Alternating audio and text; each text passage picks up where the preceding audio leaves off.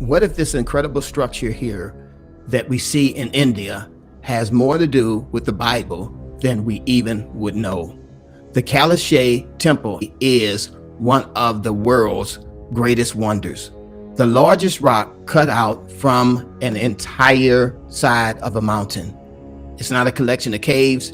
It's not built from blocks. It's a single megalith carved directly into a cliff face.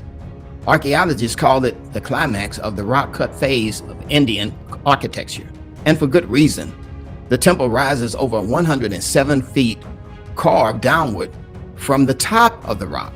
The entire structure, courtyards, pillars, bridges, shrines, stairways, sculptures, one continuous piece of stone. And here's what's most staggering about this. The rock face slopes downward, yet the temple is perfectly level. The sanctuary sits in the center, untouched, while everything around it was removed. Archaeologists confirm it was carved from a single rock, not a symbol. There was no evidence of scaffolding, cranes, or staging areas, and no clear explanation who removed the stones.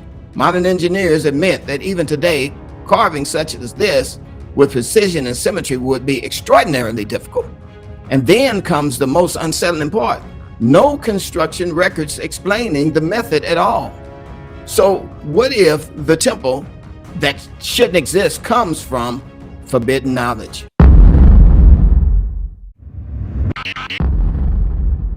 The Bible gives us a framework most modern historians ignore.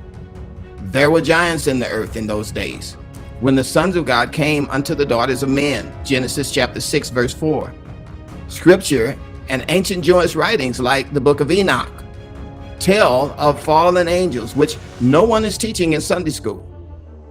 Fallen angels taught humanity forbidden knowledge, advanced metallurgy, stone cutting techniques, architecture, and science that mankind should have never possessed.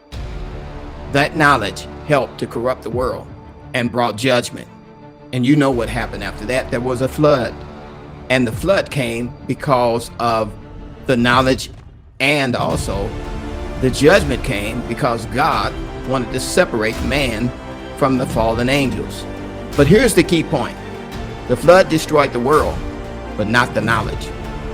What if fragments of the knowledge survived and reappeared in places like the Great Pyramids, the Baalbek, Machu Picchu, and the Kailasa Temple? Now listen to what Daniel was told in the last days. But thou, O Daniel, shut up the words and seal the book, even to the time of the end. And many shall run to and fro, and knowledge, yes, knowledge shall be increased. Daniel chapter 12, verse 4. This isn't about information. It's about knowledge, reopening the seal of knowledge. Even today, man is experimenting with wormholes. By opening up portals, they can become in touch with entities of old.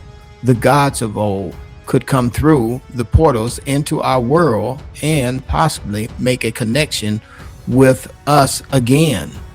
This is why many people are concerned about CERN opening portals from one world to the other. Is that even possible? Is it possible that knowledge could be increased by us opening old portals and getting the entities to give us knowledge, forbidden knowledge from the past that once was lost, but now in these last days we have the technology in which to reopen those gateways again so that we can touch the untouchable, or those that God has told us that God has banned from this world. Jesus echoed this warning. As it was in the days of Noah, so shall it be in the days before the coming of the Son of Man. Luke chapter 17, verse 26. In the days of Noah, forbidden knowledge flooded the earth. And in our last days, it returns, rediscovered, rebranded, and celebrated as a human achievement. The Kailasa Temple may not be proof of God's walking the earth among men, but it may be a stone witness, evidence of an ancient knowledge that should have never existed, now resurfacing as we approach the end of the age. Because scripture is clear, for we wrestle not against flesh and blood, but against principalities and rulers of this dark world. Ephesians chapter 6, verse 12.